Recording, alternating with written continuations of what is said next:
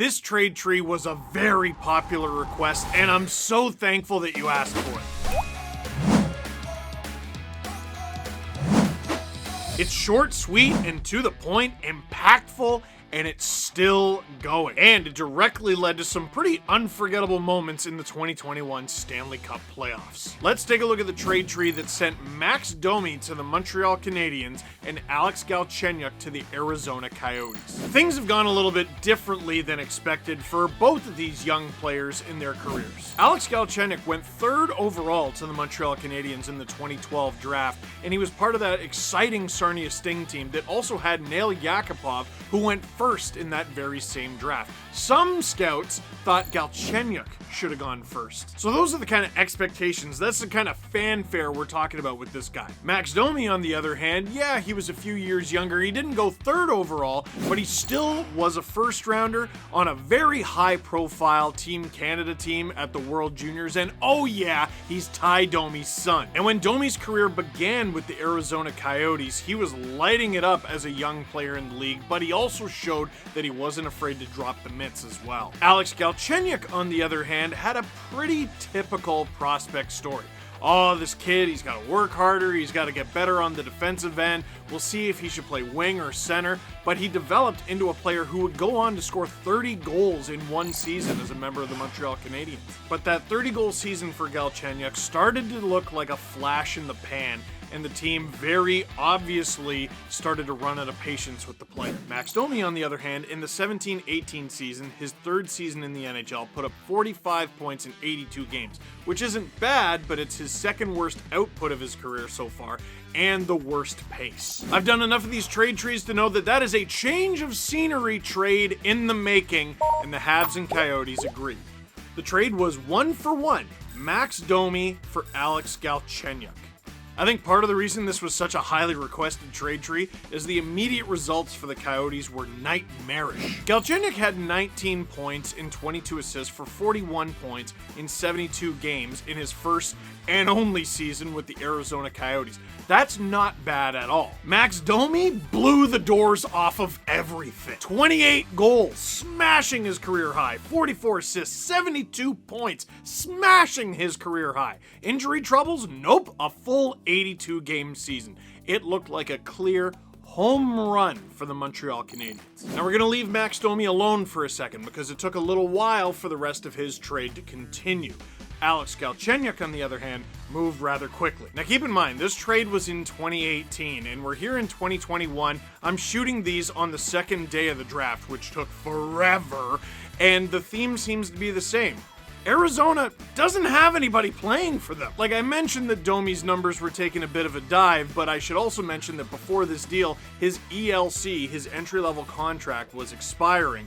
And when an entry-level contract expires, you have to pay the player money. And I see this often when the Arizona Coyotes come up in trade trees. The either unwillingness or inability to pay players money. And the turnover rate is shocking. It is Buffalo Sabres, Atlanta Thrashers-like. And remember I gave you the stats for Galchenyuk's first and only season with the Coyotes? Yeah, he only spent 1 season with the Coyotes. He was packaged along with Pierre-Olivier Joseph and sent to the Pittsburgh Penguins in what would actually be a pretty big deal, seeing the Coyotes get Phil Kessel, Dane Burks, and a 4th-round pick in 2021. I know I just gave it to Arizona, but I'm going to stick up for this trade right now. Unless they trade Kessel before this video is released, then I'm going to be mad. In this trade tree, the Coyotes do have a knack for getting a player who's pretty good and then getting lower production than you'd expect out of them. And at the time of this trade, Phil Kessel was coming off the best years of his career.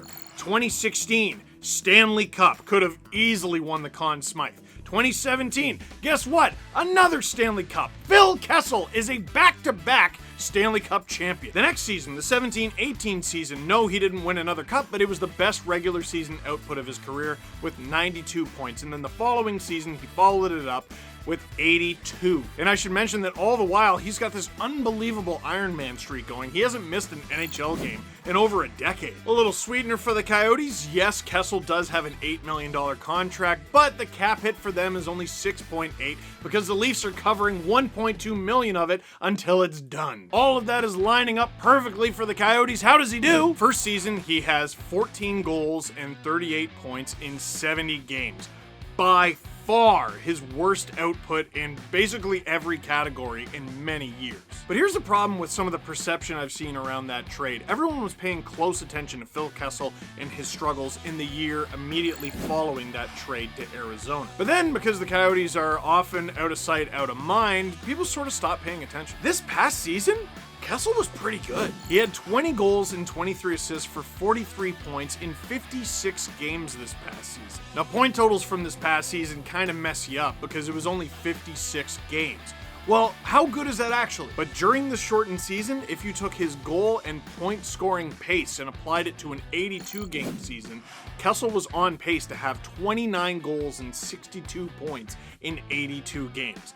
That's more like it. But that part of the branch is done until he is dealt. There's no more update there from the Arizona Coyotes. He's on the final year of his contract. He's got a modified no-trade clause and a no-move clause, but if that pace continues that he had this past season, he's got to be on the move. Next part of this deal, Dane Burks. He's not currently on an NHL deal, and he spent this past season in the ECHL, so his branch of the trade tree is done. And lastly, obviously another dead end, but only a dead end for now. With the 4th round pick in the 2021 draft the Coyotes got from the Penguins, they selected goaltender Rasmus Korhonen.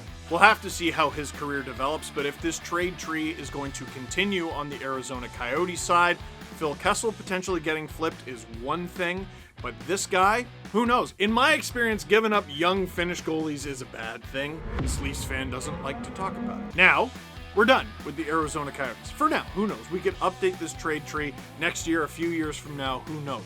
We go back over to the Montreal Canadiens. Remember I talked about Max Domi being an absolute beast in his first season for the Montreal Canadiens? Yeah, that stopped. The following season, 17 goals and 44 points in 71 games. Basically down in all categories. The Montreal Canadiens, who entered the playoff bubble as the 24th ranked team, actually did quite well, but Domi was a role player on that team, and his numbers showed it. 3 assists through 10 playoff games. The Habs, once again, sensing where the wind was blowing, made a trade. Max Domi was packaged with a 3rd rounder in the 2020 draft, 78th overall, and sent to the Columbus Blue Jackets for Josh Anderson. I mean, geez, talk about buying low with this guy. Listen, at his best, Josh Anderson is a beast. Surprising speed for a guy his size and amazing, potentially 30-goal scoring ability. But the season before this deal, Josh Anderson suffered through an injury-plagued 26-game season in which he only had 1 goal. But despite all that, the Montreal Canadiens gave up Max Domi and a 3rd-round pick for him, and then immediately awarded him with a 7-year, $5.5 million per contract. A staggering risk for the Montreal Canadiens, and heading into such a strange season with the 2020-2021 season in the North Division. Well, guess what? His first game as a member of the Montreal Canadiens against the Toronto Maple Leafs, bang bang, 2 goals. He had a 4-game streak in February where he had a game against the Canucks, 2 against the Sens, and 1 against the Leafs where he had 5 goals. But the production was a little streaky. In 52 games, he had 17 goals, 7 assists for 24 points. His pace over an 82-game season is about 38 points, and 27 goals. That, and he did regularly show his freight train ability. Josh Anderson was basically as advertised for the Montreal Canadiens. And then you might have heard that they went to the Stanley Cup final, where Anderson had 5 goals and 1 assist for 6 points. Now, that might not sound like a lot, but some of his goals were, pretty important, including 1 game in the 3rd round against the Vegas Golden Knights where he scored the game-tying and winning goals. Don't forget, unless he's traded, that dude's going to be a Montreal Canadien for a long time. 7-year contract, 1 down, 6 to go. But for now, that's it for this trade tree. We did it because it was a really popular one, and there is some meat on the bone for sure. But I don't think this one is done at all. There aren't many pieces up in the air, but they're rather significant. There's the goalie picked in the 4th round. We don't know what's going to happen there. There's Phil Kessel, and there's Josh Anderson. Who knows? Down the line, this trade tree could explode. But for now, that's it. What do you think? Leave a comment in the comment box down below. That is it for this one. Thank you very much for watching. Click like if you like this video. Click subscribe if you really liked it. Tell all your friends. Phil Kessel is a 2-time Stanley Cup champion. It's in my contract. I have to mention it every time he's brought up.